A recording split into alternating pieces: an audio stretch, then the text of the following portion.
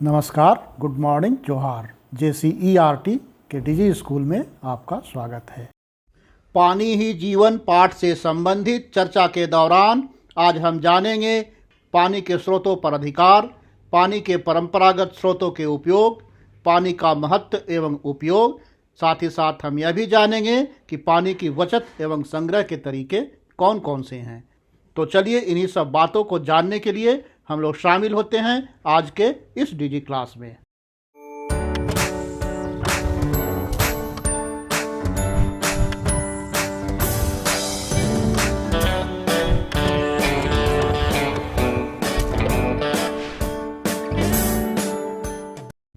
पता है बच्चों, हमारे देश में पानी की सबसे अधिक किल्लत राजस्थान राज्य में है।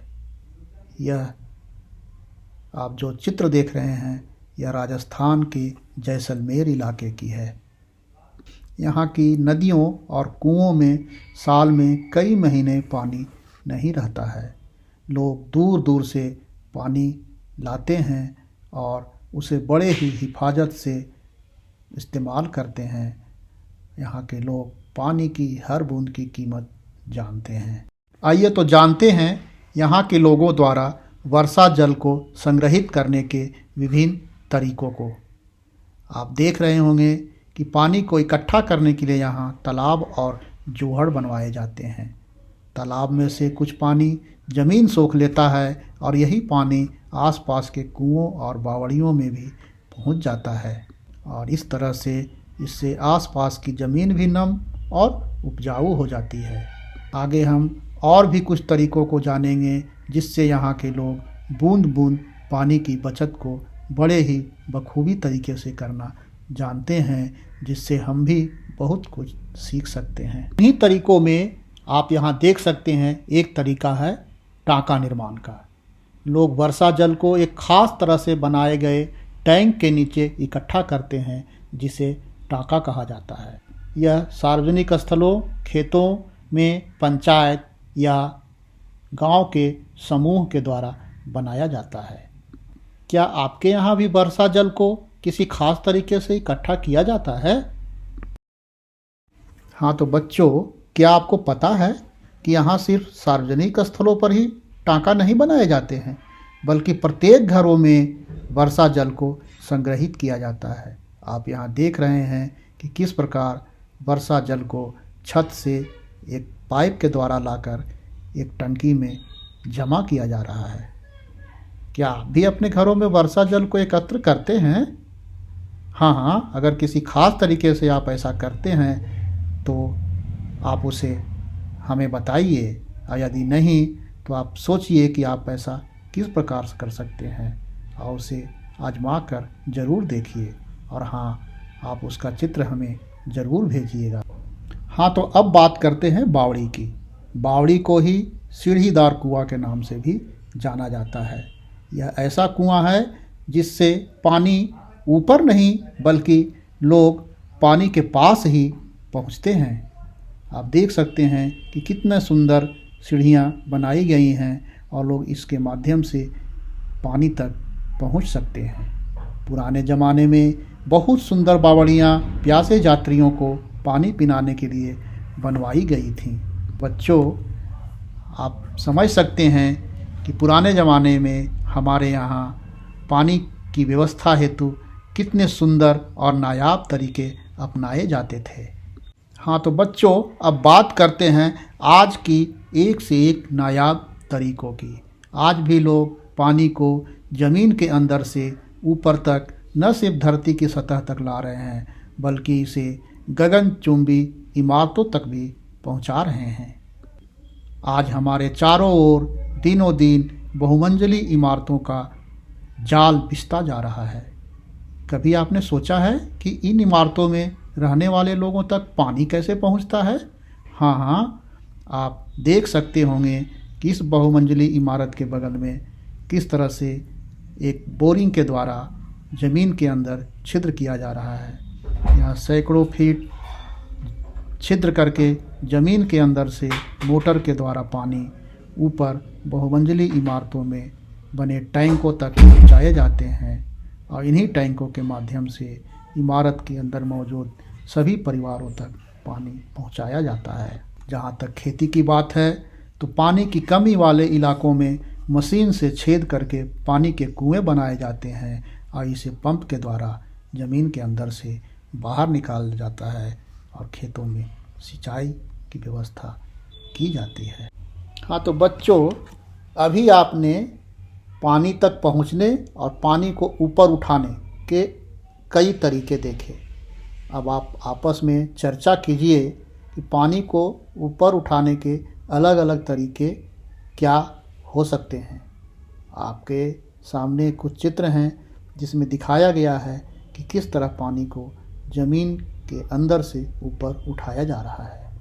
पहले चित्र में आप देख सकते हैं कि बोरिंग के माध्यम से मोटर के द्वारा पानी को एक बड़े से टैंक में भरा जाता है और वहाँ से फिर घरों में सप्लाई किया जाता है। दूसरे चित्र में देख सकते हैं कि किस प्रकार चापाकल के द्वारा पानी को ज़मीन के अंदर से ऊपर खींचा जा रहा है। इसे बड़े ही अच्छे तरीके से आपको समझाया गया है कि किस तरह से जब पिस्टन नीचे जाता है तो वाल्व बंद हो जाता है और जब पिस्टन ऊपर आता है तो वाल्व खुलता है और पानी अंदर से ऊपर आता है। आप बगल में यह भी देख रहे होंगे कि किस तरह से लाठा और कूड़ी के द्वारा पानी को कुआं या नदियों से ऊपर उठाया जा रहा है। और नीचे के चित्रों में देख रहे होंगे कि किस तरह बैल रहट को घुमा रहे हैं और पानी ऊपर निकल रहा है। आप पता कीजिए कि आपके इलाके में पानी को इनमें से किन तरीक़ों से ज़मीन के अंदर से ऊपर निकाला जाता है, और आप इसका चित्र भी बनाइए और फिर एक दूसरे को दिखाइए। आइए आप जानते हैं झारखंड के कुछ प्रमुख जलप्रपातों को। आपके सामने तमासीन, हिरनी, हुंडरू, बरियो और जोन्हा जलप्रपात का चित्र दिखाया गया है। आप देख सकते हैं कि किस प्रकार नदियों के जल ऊंचे स्थान से नीचे की ओर गिर रहे हैं। यह बड़े रमणीक स्थान होते हैं। यहाँ पर दूर दूर से लोग पिकनिक मनाने के लिए आते हैं। यदि आपके इलाके में भी कुछ इस प्रकार के जलप्रपात हों तो आप उसका चित्र हमें अवश्य भेजिएगा। अब तक हमने जाना बच्चों कि किस प्रकार हम जल के पास तक पहुंच सकते हैं, जल को ज़मीन के अंदर से ऊपर धरती तक ला सकते हैं, और किस प्रकार जल जब प्राकृतिक रूप से ऊंचे स्थान से नीचे की ओर गिरते हैं तो उन्हें जलप्रपात के नाम से हम जानते हैं। झारखंड के जलप्रपातों को जानने के बाद अब हम देखते हैं अपने राज्य की कुछ प्रमुख नदियों को। आपको दिखाया गया है स्वर्णरेखा नदी, जो रांची का नगड़ी गांव से निकलता है और बंगाल की खाड़ी में गिरता है। उसके नीचे दामोदर नदी को दिखाया गया है। इसका उद्गम स्थल लातेहार जिला है और इसका मुहाना हुगली नदी है। आप उसके नीचे उत्तरी कोयल नदी को देख सकते हैं। इसका उद्गम स्थल रांची का पठार है और इसका मुहाना सोन नदी है। आप उसके नीचे अजय नदी को देख सकते हैं। इसका उद्गम स्थल मुंगेर बिहार में है और यह भागीरथी में जाकर मिल जाती है। आप यहाँ देख सकते हैं शंख नदी को, जिसका उद्गम स्थल चैनपुर है और इसका मुहाना दक्षिणी कोयल नदी है। ब्राह्मणी नदी का उद्गम स्थल दुधवा पहाड़ी दुमका है और इसका मुहाना गंगा नदी है। वहीं दक्षिणी कोयल का उद्गम स्थल छोटा नागपुर का पठार और मुहाना ब्राह्मणी नदी है। तो वहीं मोर या मयूराक्षी नदी का उद्गम स्थल तिवड़िया चित्रकूट पहाड़ी देवघर तथा इसका मुहाना भी गंगा नदी है। बच्चों, आप देख सकते हैं सोन नदी को, इसका उद्गम स्थल अमरकंटक की पहाड़ी है और इसका मुहाना गंगा नदी है। गुमानी नदी की बात करें तो इसका उद्गम स्थल राजमहल की पहाड़ी है और यह गंगा नदी में मिलती है। फल्गु नदी, जो कि छोटा नागपुर की प्रमुख नदी है, यह छोटानागपुर पठार के उत्तरी भाग से निकलती है और गंगा नदी में मिल जाती है। प्यारे बच्चों, आप अपने इलाके की नदी का नाम और चित्र हो सके तो हमें ज़रूर भेजिएगा। धन्यवाद बच्चों। इस पाठ का दूसरा भाग समाप्त हुआ। अगले भाग में हम जानेंगे पानी की परेशानी और इसके इंतजाम के कुछ तरीकों को। जुड़े रहिए DG क्लास के